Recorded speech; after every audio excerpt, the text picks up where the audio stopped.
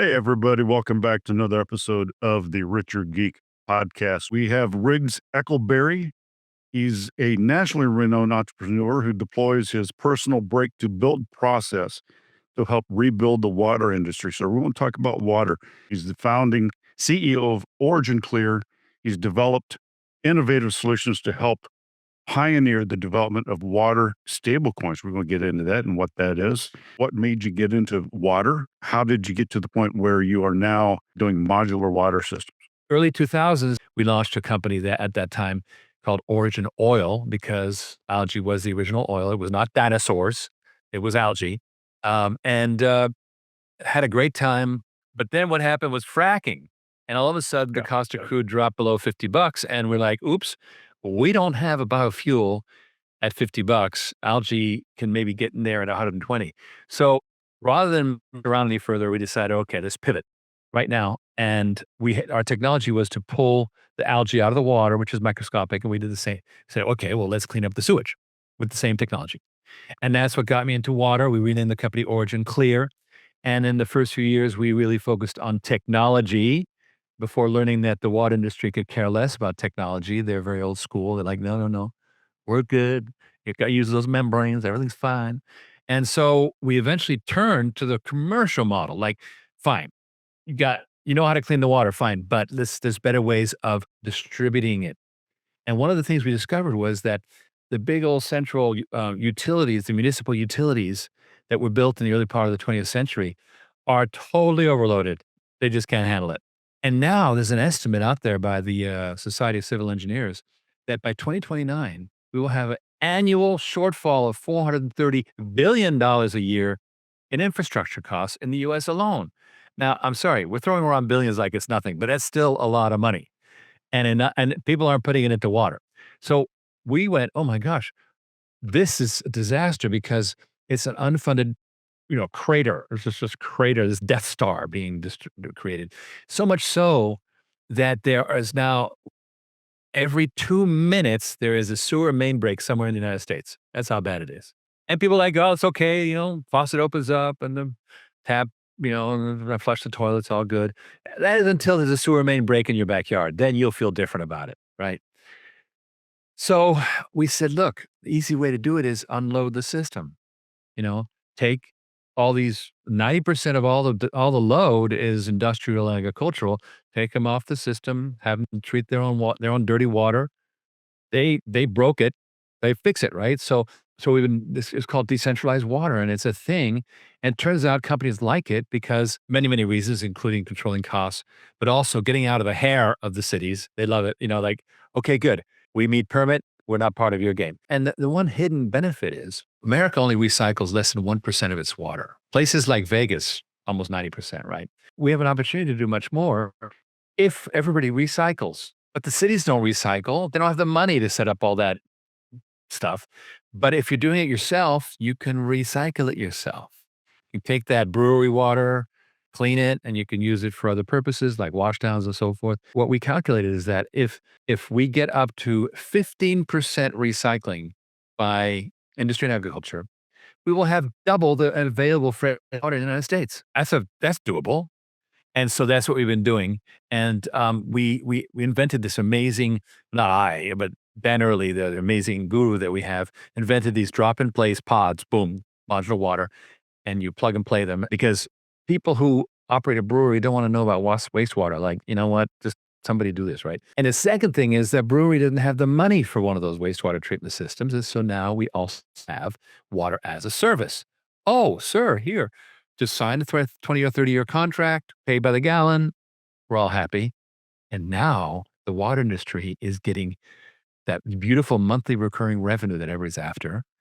And that, I believe, is a salvation of the whole system. The whole system fixes around this one big decentralization plus water as a service model. And I think, HOAs and things like that, they don't think about it. I remember at one of our homes, we tried to do a gray water system, collect that and we can do it all around landscapes. And HOA is like, oh my God, you're going to like pollute the land. And I can't wait for those types of people to, kind of education and get on that. North of Dallas is a huge real estate boom going on. And so developers are outracing sewage right now on Lake Denison, which is right at the Oklahoma border. We did a beautiful luxury development, no sewage treatment within miles. Well, we installed a black water recycling system, as it's called, handles it all, no problem. Once a year, you flush out the sludge tank, and that's the end of that. And they're happy because all of a sudden they don't have to worry about miles and miles of sewage and all the compliance involved and the time it takes forever to get connected. Like new builds, hotels, things like that, they're like going, "Hey, you know what? I can maybe some upfront costs, but over the span of 15, 20 years of the hotel." Are you seeing also some commercial guys like that maybe trying to do something like this? Yeah, but the thing is, upfront cost is some. That's why we've taken that away. Yeah. So for them, it is just switching meters.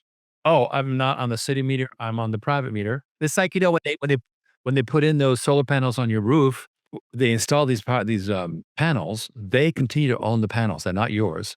You just pay a reduced utility bill. You're happy, and they get all the long term benefits of the recurring revenue. And we're doing the same thing for water. And so people don't have to worry about the capital cost or getting loan. It's very hard to do a lease against a water treatment system because so many things can go wrong. So instead, just sign here a service contract, you're done. And that, I believe, is a quiet revolution. There are some places out here in Arizona where they just don't have water access, so they do truck all their water in on a weekly basis. That they're out in the desert. Well, we stay away from the fresh water. But what we can do is we can alleviate the problem of the dirty water. Look it up. You've heard about forever chemicals. Those Yeah. are everywhere. Well, we gotta close the loop on that and start getting that stuff out. And here's one of the things that's driving this whole do-it-yourself revolution. Companies, factories that were generating all that forever chemicals water, they thought that the city was treating it. The city wasn't. Hmm. Now they're being sued for the water the city didn't treat. And they're going, well, I might as well do it myself then. I mean, if I'm getting sued anyway, then do it myself. And so there's technologies out there to do it right. Now, here's the good news. Michael, we don't need a bunch of subsidies from the government. We're fine. I think it's going to be very popular with the new administration, right? It's like, Yes. just let us do our thing, right? But it's already going well. The Texas Commission on Environmental Quality, TCEQ, has a pre-approved modular water box. We don't have to get a permitting on that. We get a trailer park and it wants a neutral system. We say, okay, is this model? Boom, it goes in. That's the end of that. Everybody's being super cooperative because the closer you get to this problem, the more you realize there's a major water problem in this country and we can solve it. Here's the great part. You and I are always looking for things to invest in. I'm already gnashing my teeth that I missed the Tesla boom. Yeah, I didn't, fear of missing out. I got a little bit, but I wish I had a whole lot. Well, Crypto and Tesla and everything. we're looking for something where we will be early. Hmm. Well, water is that asset. So we are busy bringing in regular investors like you and me to invest in this water decentralization, the water as a service, and they share in the outcomes. And now they're sort of early on, and it hasn't already become Airbnb. It hasn't been done, right? And so if you are interested in getting involved with this Yeah. as a royalty generating asset that'll help change the world, just originclear.com and check us out. Can you invest now, or do you have to wait till there's an IPO? How does that work? OriginClear has been a public company for a long time, and it's a simple private placement that gives you both stock in the public company plus stock in this new company that we're working to get on the NASDAQ, and you get a profit share on the operations of the water equipment that goes out there. So that's an ongoing royalty. Even after you sell your shares in OriginClear, you still keep the royalty going. So you get that royalty forever. So that's a very simple model. Some people say, oh, it's expensive money going to the everyday investor. That may be so, but what I like is the ability to move fast. I can learn new things and try new things very quickly. And then once it scales up, of course, you take it to Wall Street. It's all proven out. Hey, it's just like a power purchase agreement, just but we've done the heavy lifting with our founding investors. And believe me, Michael, these people have been with us for years. We treat them right. We take care of good care of them. They're strong believers and they help us every single day. So, Hmm. Becoming part of the OriginClear, it's kind of a privilege because who else is really addressing the water problem right now? Is it a Series C, like accredited investor? Is there a minimum? It's a hybrid right now. We have two different offerings. One is a crowdfunding offering that's registered with the SEC called Regulation A plus. You've probably heard about Okay. those. And so this minimum investment is just $250. And people invest, average around $1,200, something like that. You're limited by 10% of your annual income. That's the limit, which you can do by law. And what you get is you get a share of OriginClear and an option to buy another share at the same price.